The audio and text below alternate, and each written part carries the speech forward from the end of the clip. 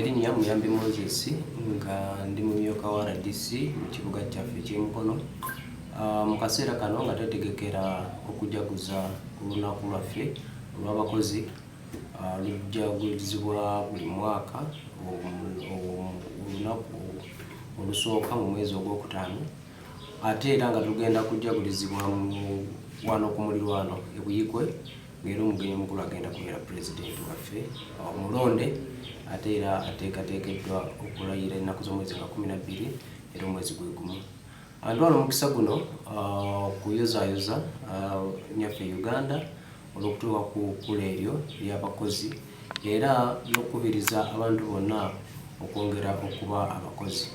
Olunaku olwo luba lukulu nnyo naddala okwogera ku nsonga z'abakozi, abakozi abakolera gavumenti, abakozi abakola emirimu gyabwe abeekozesa, n'abakozi abayina amakolero ate era bakozesa abantu baffe. Olunaku olwo tukwatirako ddala era lwe lunaku lwe tuweebwa omukisa okwogera ku nsonga ezikwata ku bakozi. Weewaawo akaseera kano ng'abakozi baffe abasinga balabise okuba nga batataaganyiziddwamu enkola eno eriwo eya trade order, naye nsuubira nti nga gavumenti tukola bwezingirire okulaba nti ensonga eyo etereera. Trade order teriimu nnyo byabufuzi, teriimu nnyo mbeera ya butujju, naye trade order nkola eri mu kuteekateeka ebibuga byaffe okulabika obulungi ate n'okuteekateeka abakozi okusobola okuba nga bakolera mu bifo ebituufu ebirina okukolerwamu. Ensonga eyo bw'enaba etambudde bulungi era nkakasiza ddala nti abantu baffe bannayuganda okutwaliza wamu bajja kuba nga balaba ekirungi ekiri mu trade order, nga kiyamba abakozi bo bennyini, nga kiyamba eggwanga lyaffe, ekifaananyi ky'eggwanga lyaffe okulabika obulungi, so si buli omu okukolera wasanze. Kinyusi ekikulu ekiri mu mbeera eyo, naye nga bw'omanyi nti buli kintu ekijja kibaako ebirungi n'ebibi, era kiyinza okuba nga kirabika ng'ekibi eri abalala, naye nze kirandikubiriza naddala bannaffe betukola nabo ba law enforcement officers ne ministry zigezeeko okwongera okusomesa abantu n'okutegeeza abantu mu budde nga bagenda okubasengula okubajja mu bifo ebyenjawulo. Era nebaza n'abakulu abaminisita bagezaako okuteekateeka ebifo oba okugazeetinga ebifo ebyenjawulo ebirina okugendwamu abantu baffe abakozi abakola emirimu. Era kirabiseeko nti abantu abamu ng'oggyeeko okuba nti ebintu buli kimu babiteeka ne mu politics, naye tuzze tulaba butale bungi obuzimbiddwa gavumenti oluusi n'obuzimbiddwa ebitongole bya nakyewa nga baagala abantu bagendemu babikoleremu. Abantu abamu munnange ne babiganira ddala nga tebaagala bikoleramu, naye kano ke kaseera bamanye nti gavumenti bw'eba erina ekifo kyezimbye eba erina ensonga lwaki ekizimbye. Gavumenti bw'eba erina ekintu kyesase nga bamusigansimira babaako ekifo kyebazimbye ekyabakozi okikoleramu nga kiwa ekitiibwa olw'okwewala kati bino ebintu ebimu ebirabika. So yes, nyolera wamu n'abo abatataaganyiziddwa, naye ate njagala okubawa essuubi nti gavumenti eri mu kubateekerateekera awamu n'okulaba nti mukolera mu bifo ebituufu. So olunaku olwo nkakasiza ddala pulezidenti agenda kufuna okwogera okw'abantu ab'enjawulo nga boogera ku lunaku lw'abakozi, era bingi bijja kubanga birabikira mu mbeera eyo. Naye pulezidenti gwe neesiga obulungi, pulezidenti waffe Yoweri Kaguta Museveni, master solution era ajja kubaako okulambika okutuufu kwabawa n'okulaba nga buli omu amuteekateeka mu ngeri esingako obulungi. Abakozi bonna aba gavumenti, naye tetugamba n'abatali ba gavumenti, kubanga ku lubeera lw'abakozi baba ba gavumenti bokka okubeebaza okulafuba n'okukolera eggwanga tukoledde mu bugubi nnyo. Olaba abakozi abali mu offices babeera ne ssente zaabwe ze baterese mu kitavu NSSF, ate okuzijja kyo nga bafunye ebizibu n'olutalo luli awo.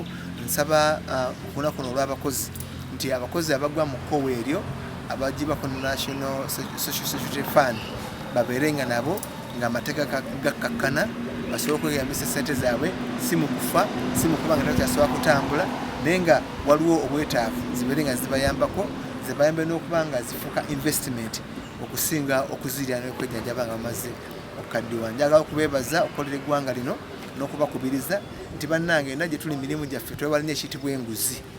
kubanga yeenoonye eggwanga lino naye enguzi erabikidde nnyo mu ofiisi za gavumenti. Tusaba abakozi ba gavumenti era ebitongole ebyenjawulo police, prison, amakooti tubasaba nti ate mmwe enguzi erabikidde nnyo mu ofiisi ezo ate nga zirina okututaasa okulwanyisa enguzi. Tusaba mutuyambe nga tutuse ku lunaku lwaffe olw'abakozi twekuba mu kifuba tukole ebyo ebisobola okuyamba okulakwanya eggwanga lyaffe okusinga okukusa omuntu ssekinnoomu kuba tugamba nti for good and my country so si for good and my stomach. N'ebigambo ebyo abakozi bangi bakola ne batuuka okuba nga bawummudde nga tebalina nayo basula nga tebalina kye balya nga tebasobola kweyambala n'okwejjanjaba. Olunaku lw'abakozi twekolemu obuvunaanyizibwa ng'abakozi twesomese ebiyinza okutuyamba okubeerawo singa tuba nga tuwummudde emirimu gya gavumenti n'egyekituweereddwa egy'obussekinnoomu oba private sector entities.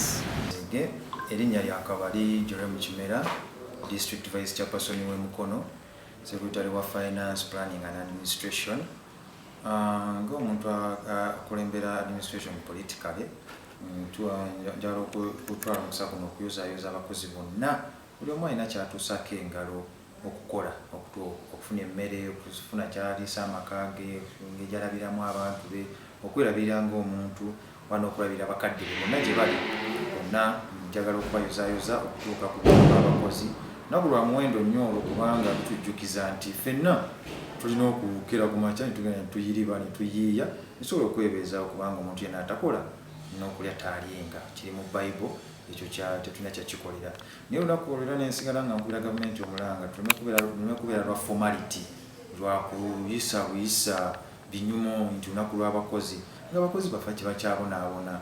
Nze Vice Chairperson wa district kitegeeza mmanyi abakozi baffe obuzibu bwe bayitamu tuuka n'embalala mu factory ono embalala Mukono mu factories abaana bakolera obusente butono bakolera mu kunyigirizibwa okw'amaanyi bakolera ku makubo amabi agalimu za accident lwansonga niwe bayita okuva we bakolera okutuuka we basula tewafiibwako kutuukawo butuuzi naye ne tusibyakwogerera nnyo tugendako embalala Mukono n'amawojjolo olaba abaana abo abakeera okwagala ogenda okukola okunoonya omuwogo naye ng'embeera gye bakoleramu mbi basufuna obusente butono.